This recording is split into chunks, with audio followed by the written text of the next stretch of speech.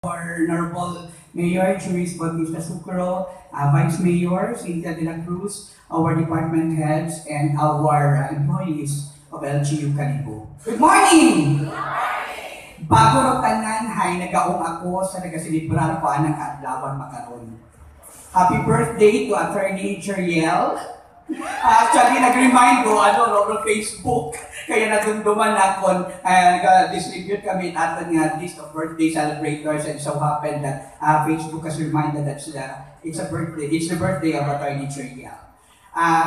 Sa bilog pagit nga ginapapot natin is may kaibahan kita makaroon halin sa Coast Guard. Nag-join sa katon iya sa aton nga flag raising ceremony every first Monday of the month. I would like to acknowledge the presence of Coast Guard Substation Calibo, now headed by Ma'am Juliet Mendoza, our commander. So we'll give time later on para magpakilala man sa atin magpapagkikanda ng mga servisyo. No? So for the updates, have you heard about the recent Memorandum Circular of Civil Service Commission, Memorandum Circular number 4? This is all about the preference rating. So kung may aton nga mga empleyado nga nagbuhol ng civil service nga examination, if you have a failing grade of from 70% to 79.99%, and if you have 10 years of government service as job order, contract of service, coterminous, and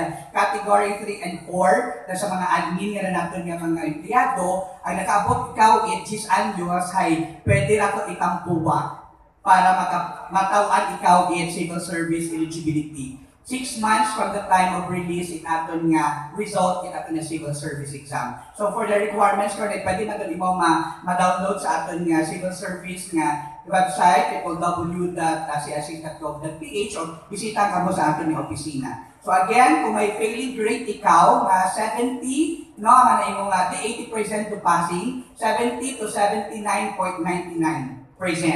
So kung nag-75 ikaw, kapag ikaw plus 5, para makabot ikaw 80% nagpasado ikaw sa civil service. That's 6 months after the release of the rating na result.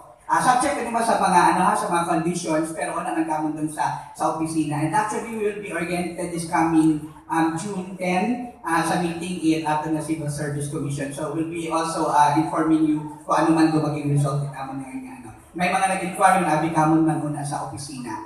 And part man aton nga reminder, agahin nyo kita ko sa tanan, nga to please take part sa aton nga first Friday of the month, nga thanks God it's Friday. It's a spiritual nourishment. Iya aton nga mga friends aton mga pastors. If you need somebody to talk to, kung medyo kabugat na aton nga pagatsyagon, mental health is important. Una aton nga mga pastor para magpamati aton nga mga pagatsyagon, makabulig sa dakaton spiritually.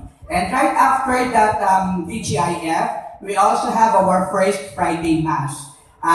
Medyo nagatuwa at pihay na aton nga mga nag-a-attend hay katon siko to assign for the month, and the iba kay nakakagawa sa opisina, then abo kita nga mga trabaho. But we highly encourage you to please be with us during the first Friday Mass para man nga matawan kita its spiritual nourishment o kada isa katon. And of course, we are requesting our department heads to please nga i-allow man natin mga employees kung bukod na gilit masyado nga masako for only that period of time, no, nga makaano kita, maka-take part man sa duyon nga rin nga spiritual nourishment natin.